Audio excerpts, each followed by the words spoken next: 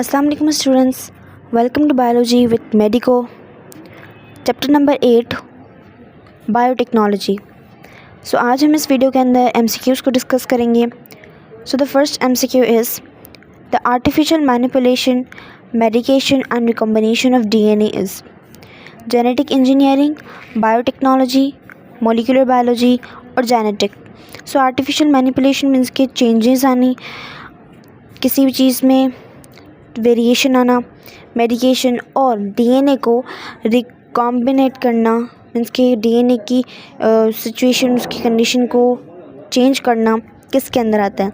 तो वो सारी चीज़ें हम डिस्कस करते हैं, पढ़ते हैं और वो सारी चीज़ चेंज लाते हैं जेनेटिक इंजीनियरिंग के अंदर। So the option A is correct.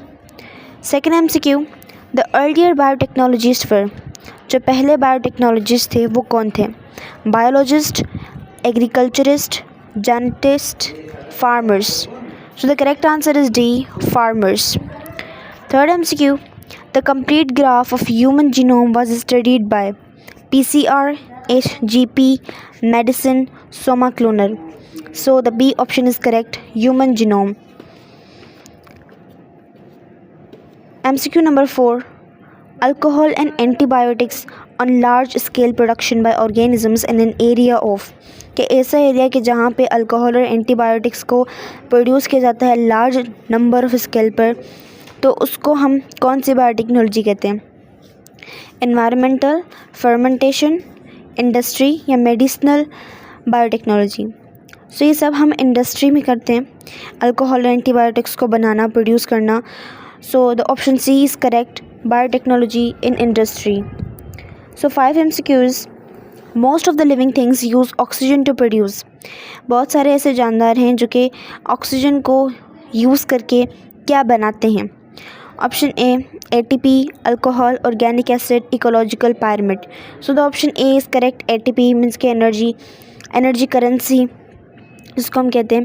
तो ऑक्सीजन को यूज़ करके हम एनर्जी को ही बना सकते हैं जिसको हम ATP कहते हैं, adenosine triphosphate. So MCQ number 6 is an acidic formulation lactic acid produced from। Acidic formulation means की जो फर्मेंटेशन होती है एसिडिक लैक्टिक एसिड वाली, तो उसमें क्या प्रोड्यूस होता है? Pyruvic acid, acetic acid, citric acid, glyceric acid. So option A is correct, pyruvic acid produce होता है।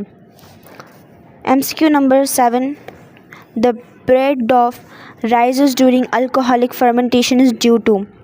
कार्बन डाइऑक्साइड की वजह से यह प्रोसेस होता है। अल्कोहलिक फर्मेंटेशन के अंदर कार्बन डाइऑक्साइड ही ब्रेड में से निकलती है, जिसकी वजह से वो बबल्स बन जाते हैं ब्रेड के अंदर। तो option B is correct, carbon dioxide.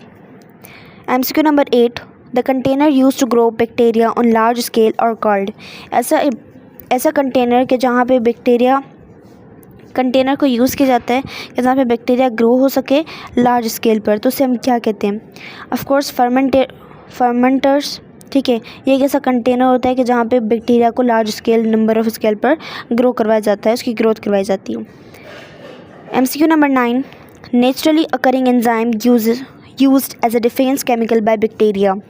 Naturally enzyme होता है मीन्स के वो अपने बचाव के लिए केमिकल को प्रोड्यूस करता है, डिफेंस केमिकल होता है, यूज़ करता है उसको बाय बैक्टीरिया, तो उसको हम डिस्ट्रक्शन एंजाइम कहते हैं। So option B is correct. MCQ number 10, extra circular DNA which uses as vector of gene is genome, plasmid, pili, ligase. तो सर्कुलर जो DNA होता है सिंपल, जिसको हम एज अ वेक्टर यूज़ करते हैं सर्कुलर DNA को, तो वो होता है हमारे पास plasmid. The option B is correct.